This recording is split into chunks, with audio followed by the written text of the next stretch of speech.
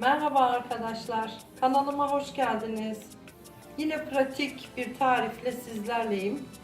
Görüntüsü ve tadıyla muhteşem oldu. Poğaça tarifimi yapmak isterseniz beni izlemeye devam edin. Hamurumuz için gereken malzemelerimiz 4 su bardağı un, 1 su bardağı süt, ılık süt, 100 gram margarin veya tereyağı, 1 paket kuru maya, 2 yumurta, 1 tatlı kaşığı tuz, 1 yemek kaşığı şeker. İlk önce mayamızı aktifleştirmemiz için hamurumuzun ortasına şöyle bir çukur açıyoruz. 1 yemek kaşığı şekerimizi ve mayamızı, kuru mayamızı ilave ediyoruz. Üzerine de ılık sütümüzü, mutlaka sütünüz ılık olsun. Şöyle hafiften de örtüp bir 10 dakika bekletiyoruz. Bir 10 dakika beklettik. Şimdi kalan malzemelerimizi ilave ediyoruz. Oda sıcaklığında margarin, tereyağı da kullanabilirsiniz. Sütümüzü ilave ediyoruz tamamını. Tuz ve 2 yumurtamızın sarısının bir tanesini ayırıyoruz üzeri için.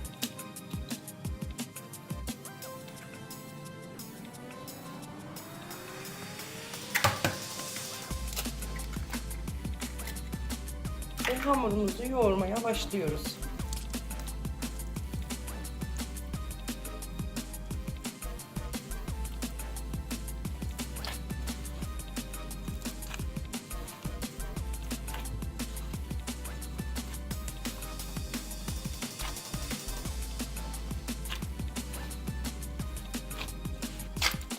Hamurumu 5 dakika yoğurdum arkadaşlar. Çok güzel, ele yapışmayan yumuşak bir hamur oldu. Artık kapağını kapatıp yarım saat ya da 45 dakika kadar dinlendirelim. Hamurumuz dinlenirken biz de iç malzemelerini hazırlayalım. 2 tane orta boy domates, 4-5 tane yeşil sivri biber, 2 tane kapya biber, 200 gram kadar da sucuğum var. Bunları doğrayacağım ince ince. Kabuklarını soydum domatesin.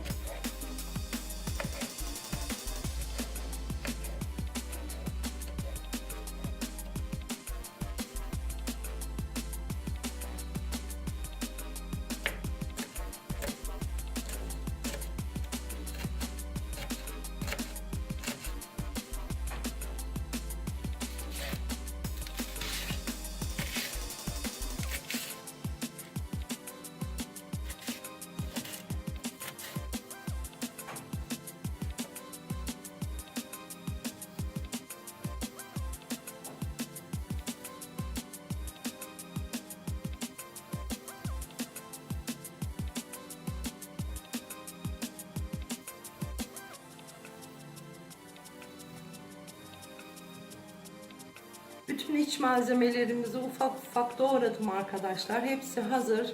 Hamurumuz mayalandı. Şimdi poğaçamızın yapımına geçelim.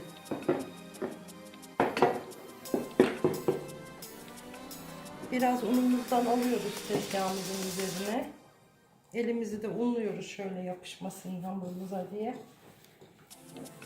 Gördüğünüz gibi çok güzel bir hamur oldu. Ilık bir ortamda 40 dakika dinlendirdim.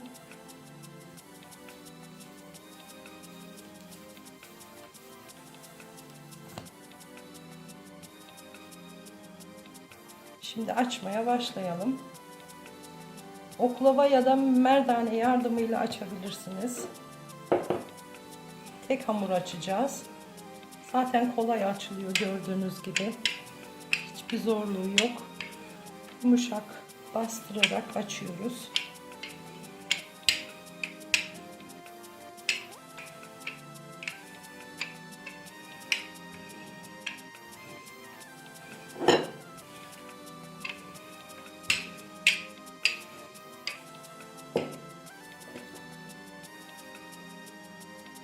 Fazla unlamayın.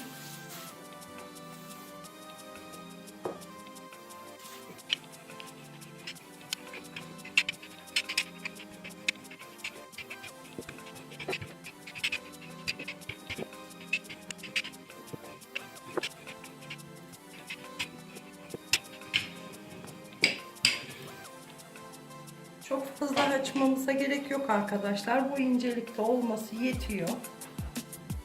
Şimdi sırasıyla malzemelerimizi koyalım. Domateslerimizi suyunu almayalım. Suyunu almadan serpiştirelim böyle.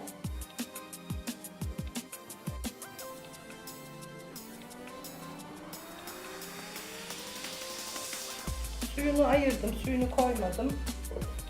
Hamurumuzu sulandırmasın. Kapya biberimizi serpelim.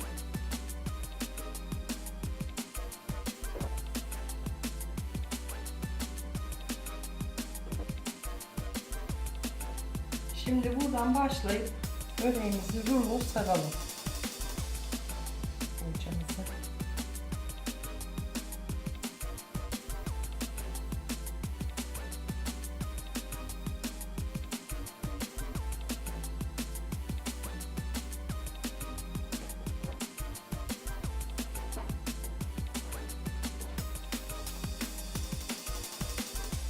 Kenarlarını da böyle düzelim.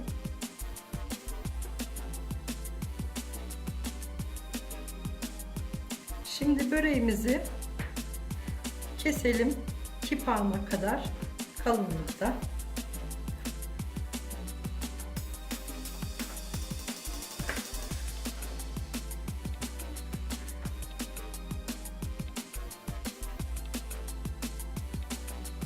Hafif bastırarak tepsimize dizelim.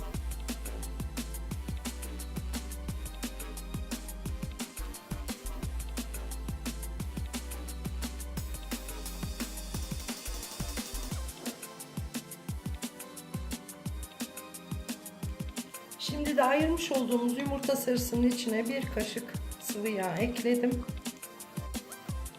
Ve poğaçalarımızın şöyle kenarlarından sürüyorum.